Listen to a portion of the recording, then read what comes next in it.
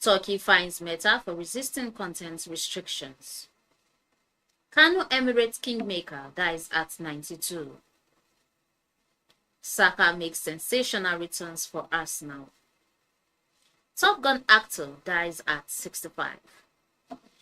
Hello and welcome to Leadership TV. I am Nifisat Abdurrahman.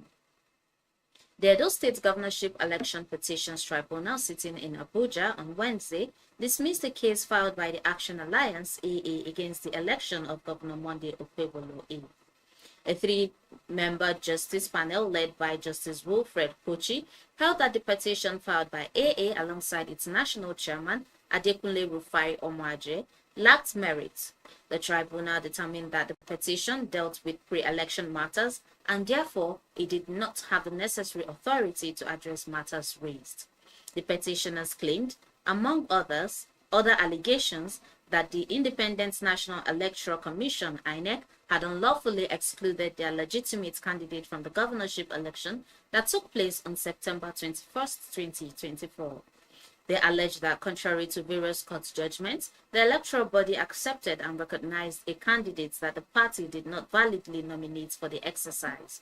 All the respondents, including INEC and Governor Okpebholo, had challenged the petition's competence, stressing that the national chairman of the AA had no local standing to institute the action since he did not participate in the governorship poll. Meta has announced that the Turkish government has slammed it with a hefty fine for resisting demands to limit content on Facebook and Instagram. We pushed back on requests from the Turkish government to restrict content that is clearly in the public interest and have been fined by them as a consequence, the company stated in a statement. The social media company did not disclose the amount of the fine, but said it was substantial without providing more details. The Turkish government, led by the President Recep Tayyip Erdogan, had been attempting to suppress dissenting voices on social media, particularly after the protests sparked by the arrest of key opposition figure and mayor of Istanbul, Ekrem İmamoğlu, on March 19th, leading to the blocking of platforms like X, Instagram, and Facebook. According to the Media and Law Studies Association, more than 700 individual X accounts, including those belonging to journalists, media outlets, civil society organizations, and student groups were blocked. Dozens of persons have been arrested for social media posts deemed to be supporting the protests. The Kano Emirate Council has lost its oldest member and most senior councillor, Abbas Sanusi, who passed away at the age of 92 after a prolonged illness. The late kingmaker, who held the prestigious title of Galadiman Kano, died on Monday in Kano, marking the end of an era that spanned over 6 decades of devoted service to the Emirates. Leadership TV reports that Abbas Sanusi was an uncle to the 16th Emir of Kano, Muhammadu Sanusi II, born in 1933 in Bichi. Sanusi began his educational journey at Kofargudu Elementary School in 1944 before moving to Kano Middle School, now Rumfa College, in 1948. His path within the Emirate Council was charted early by his father, Muhammadu Sanusi I, who appointed him as Sarukindawakin Sakargida and district head of Ngogo in 1959. In 1962, Emir Muhammadu Inuwa elevated him to the title of Dan Iyan Kanu, recognizing his dedication and leadership. Under the reign of the late Emir Ado Bayero, he rose to the position of Wambai of Kanu. His highest honor came during the tenure of his nephew, Muhammadu Sanusi II, who bestowed upon him the title of Galadiman Kanu, a prestigious role that solidified his status as a respected statesman within the Emirates.